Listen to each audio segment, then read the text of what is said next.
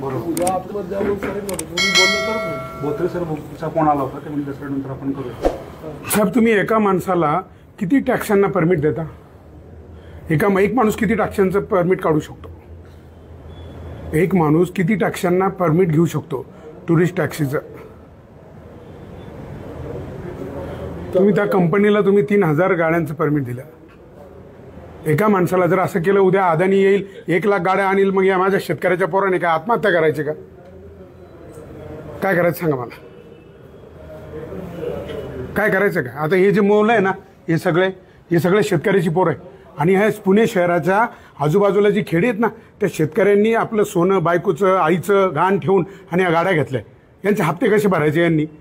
आणि तुम्ही जे आता एक कॉमन सेन्स आहे, ज्या रिक्षाला 1 किलोमीटरला जायला 25 रुपये लागतात त्याच इथं टॅक्सीला आम्हाला 8 रुपये भेटत आहे. का बरं? मग तुम्ही तुमच्या स्तरावर इथं शहरामध्ये एक नियंत्रण नाही मिळू शकत का ह्या ॲपवाल्यांवर? आता आम्हाला असं समजतंय का हे सगळे शासकीय अधिकारी ते काय या कंपन्याच्या मागे पुढे का पळताय मला काही कळत नाही.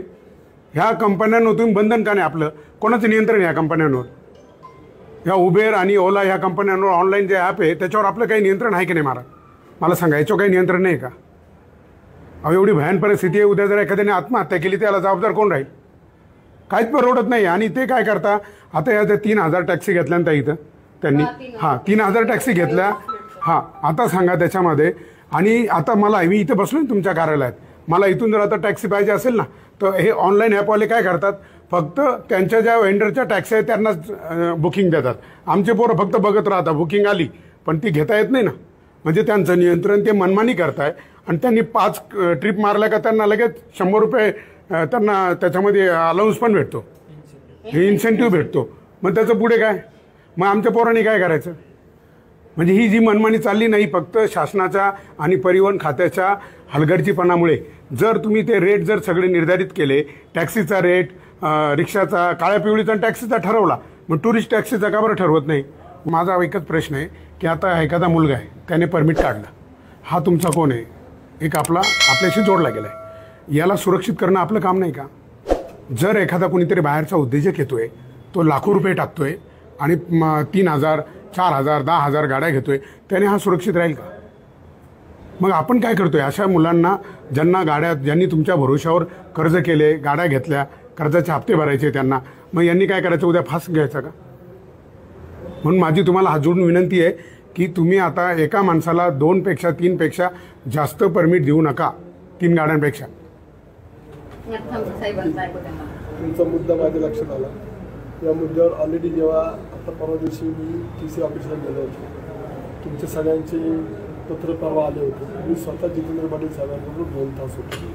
ॲग्रिगेटर पॉलिसीवर पण चर्चा केलेली आहे आणि ॲग्रिगेटर पॉलिसी आता लवकरच ती येईल, ती फायनल स्टेजला आहे. हे पण बऱ्याच वेळा तुम्ही नसाल त्यावेळेस पण हे त्या पॉलिसीच्या प्रत्येक मिटिंगला तिथे मुंबईला गेलेले आहेत, त्यांनी त्यांची मतं मांडलेली आहेत. त्यामध्ये हे जे सध्या जे चालू आहे की 9 रुपये याला किंवा ज्याला जास्त मुंबईमधला रेट जास्त, यामध्ये त्या सगळ्या गोष्टीमध्ये एक सूत्रता येईल आणि ते फायनल. कारण रॅपिडो बाईक टॅक्सीच्या वेळेस आम्ही सुप्रीम कोर्टात जेव्हा गेलो होतो त्याच्यानंतर 8 दिवसांनी उबरचा पण निकाल लागला. त्या निकालामध्ये त्यांनी या प्रकारची सूचना ऑलरेडी सुप्रीम कोर्टाने ज्या त्या ऑर्डरमध्ये मेन्शन केलेली होती ॲग्रिगेटर पॉलिसीची रिलेटेड, आणि त्याच्या अनुषंगाने शासनाने एक कमिटी नेमली. सिनियर मोस्ट IAS ऑफिसर्स त्याचे अध्यक्ष होते आणि त्या कमिटीने त्यांचे फाइंडिंग सगळे करून ते ऑलरेडी फायनल स्टेजमध्ये आहे आणि ती या महिन्याभरामध्ये किंवा 2 महिन्यात, मला माहीत नाही, तर मी शासन नाही त्यामुळे मी सांगू शकत नाही की, पण ते ऑलरेडी त्यांचं सगळं फायनल झालेलं आहे. ते यामध्ये निश्चितच कष्टकऱ्यांची काळजी घेतली गेलेली आहे आणि त्यांना तुम्हाला न्याय त्याच्यामध्ये मिळणार आहे. म्हणजे असं होणार नाही की हे त्यांच्या मनमानी कारभार जे करतात ते कारभार ते करू शकणार नाही. बरं, माझी आता याच्यामध्ये एक विनंती आहे. मला सांगा प्रत्येक गोष्टीसाठी आपल्याला फक्त कायदा करण्याची गरज आहे का? मला एक सांगा, जर टॅक्सीला काळ्या पिवळीला 25 रुपये किलोमीटरला, मग तुम्ही ह्या ॲपवाल्यांवर बंधन नाही आणू शकत का? यांना 25 रुपयापर्यंत रेट द्या. ते सांगतोय ना मी. त्यामध्ये ते मनमानी करताय ना, याला कायदाच पाहिजे का? त्यामध्ये ॲग्रिगेटर पॉलिसी महाराष्ट्रात नाही. ती पॉलिसी येत नाही साहेब. मी काय म्हणतो पॉलिसी नको. तुम्ही इथं अधिकारी आहे ना, तुम्ही तो कायदा तो निर्णय घेऊ शकत नाही का? साहेब तुम्ही ओला आणि उबेरवाल्यांना जर लेखी कळवलं की टॅक्सी आणि रिक्षा यांच्यापेक्षा खाली दर यांना द्यायचा नाही, तर ते काय करणार आहे, तुम्हाला बंदूक लावणार आहे का? तुम्ही काय त्यांना पत्र देत नाही, त्यांच्याशी व्यवहार करा ना. प्रत्येक गोष्टीला कायदा पाहिजे का मला सांगा? अहो हे नियम आपण आपल्यासाठी बनवले साहेब. मग तुम्ही ऐका, तुम्ही मला तुमचं डिपार्टमेंट हे पुणे जिल्ह्यातलं हे नैराश्यवादी दिसतंय. तुम्ही का कधी केला का प्रयत्न की बाबा एकाला जर एवढा भाव मिळतोय मग दुसऱ्याला काय एवढा कमी देतोय? तुम्ही हा ओला उबेरवाल्यांशी कधी बोलले का? त्यांना पत्र लिहिले का हे तुम्ही हे कमी करा म्हणून? तुम्ही आमच्या मुलांची थोडी काही चूक होऊ द्या, पाहिजे तेवढे दंड लावून देता. तुम्ही या लोकांना यांचे लायसन तरी चेक केले का तुम्ही? आता अनेक ॲप आले मार्केटमध्ये, तुम्ही कधी का करत नाही आहे? माझी एक विनंती आहे, कायदा येईल तेव्हा येईल. आता या पोरांचं नुकसान, यांना काय स्वस्तात मिळतो का गॅस CNG? यांना डिझेल स्वस्तात मिळतंय, पेट्रोल स्वस्तात मिळतंय का? तर तुम्ही कायदा येईल तेव्हा येईल. तुम्ही सगळ्यात पहिलं आज उद्याची उद्या त्यांना पत्रव्यवहार करा आणि त्यांना सांगा ही मनमानी थांबवा. जर 25 रुपये तुम्ही जर रिक्षावाल्याला देताय, टॅक्स काळ्या पिवळीला देताय, मग या टुरिस्ट टॅक्सीवाल्यांना का देत नाही आहे? पत्रव्यवहार लिहा ना. त्याच्यासाठी कायदा, प्रत्येक गोष्टीत कायदा पाहिजे का? काय साहेब, तो वर्षभर येणार नाही कायदा. तोवर काय या पोरांनी काय आत्महत्या करायच्या? यांचं कर्ज थांबणार नाही, बँकेने जे कर्ज दिले ते थांबणार नाही, व्याजावर व्याज चढलंय. हां, आता हे रेटमुळे परत आणखी 6 महिने कायदा यायला लागले. 2 महिने लागले. 2 महिन्यात आमच्या गाड्या आहे का? एका महिलेच्या डोळ्यात अश्रू येत आहे आणि मग मला एका प्रश्नाचं फक्त उत्तर द्या. तुम्ही एक मिनिट थांबा ना. तुम्ही काहीच करू शकत नाही का?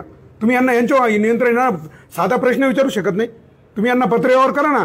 एका गाडीला जर 25 रुपये मिळत आहे, दुसऱ्याला 8 रुपये मिळतात, तर 9 रुपये देता येईल. आणि तुम्हाला याच्यासाठी कायदा पाहिजे का? मी सांगितलं तुम्हाला की नाही, तुम्हाला याच्यासाठी कायदा पाहिजे का? तुम्हाला अधिकार नाही का?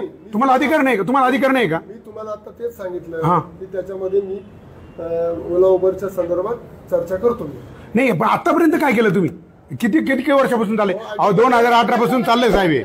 नाही, ऐका ना 2 मिनिट ताई 2 मिनिट ऐका ना ताई, 2 मिनिट ऐका. मी काय म्हणतो साहेब, हे बरं, मला हे तुमच्या अधिकारात नाही का? तुम्ही यांना जाब विचारू शकत नाही का? काय रडू नका तुम्ही, आम्ही आहे सगळे तुमच्या पाठीशी. तुम्ही रडू नका ताई, थांबा साहेब. ऐका, माझं एकच म्हणणं, यांना पत्र लिहा आणि ऐका, त्यांना सगळ्यात पहिले हे सगळं यांचं हे ठरवायला हवं. म्हणजे जेव्हा शासन ठरविल, म्हणजे काही वेगळे का? यांना स्वस्तात मिळते का डिझेल, पेट्रोल, पाणी, CNG? काही नको मला, फक्त रेट कार्ड ठरवून द्या. एवढे फ्लीटचा मुद्दा केला, कारण मला बाकी काही नकोय मला. हा साहेब, तिथं UP, MP, बिहारी, राजस्थान पोर आहेत, आमच्याकडे व्हिडिओ आहेत त्यांचे. बाहेरचे पोरं येऊन इथं काम करतात. म्हणजे यांनी गाड्या विकायच्या आणि त्यांच्या गाड्यांवर ड्रायव्हर राहायचं का? पण बिझनेस नाहीये त्या गाड्यांमुळे सर. त्या गाड्या रिक्षाच्या साईडच्या आहेत, गल्ली बोळात कुठेही जातात सर. काय आमच्यावर किती अन्याय आहे सर. आम्ही हप्ता भरू शकत नाही घरी. नाही साहेब, ऐका, माझी एक विनंती आहे. जो कायदा करील सरकार, मग येईल आणि मग तुम्ही कारवाई करणार. तुम्ही इथं कशाला बसले? माझं एकच विनंती आहे, तुमच्या डोळ्यात आम्ही निदर्शनात आणून दिलं ना, त्यांना 25 रुपये कुठे रिक्षाला, काळ्या पिवळीला, आणि यांना 10 रुपये, 8 रुपये, 9 रुपये, त्यांच्या बापाची पेंट आहे का? मग याच्यावर तुमचं नियंत्रण नाही का? तुम्ही त्यांना जाब विचारा ना, काही जर त्या गाडीला जर 25 रुपये, याला तू 8 रुपये, 9 रुपये का देतो? आणि कशाला कायदा पाहिजे? कशाला आदेश पाहिजे कोणाचा? तुमच्या लेवलवर, जिल्हा स्तरावर तुम्हाला हे करता येतं आणि लगेच त्यांना पत्रव्यवहार करा. पत्रव्यवहार करा. नाही केलं त्यांच्यावर बंदी आणा ना. तुम्हाला अधिकार आहे साहेब, तुम्ही त्यांच्यावर बंदी आणा. आज इथं या मायमावल्यांना रडावं लागते साहेब. जर कोणाची आत्महत्या घडली ना, हे बघा साहेब, आम्ही कोणाला सोडणार नाही. सदोष मनुष्यवधाचे गुन्हे दाखल करू साहेब. आम्ही याला सर्वस्व आपण जबाबदार राहाल.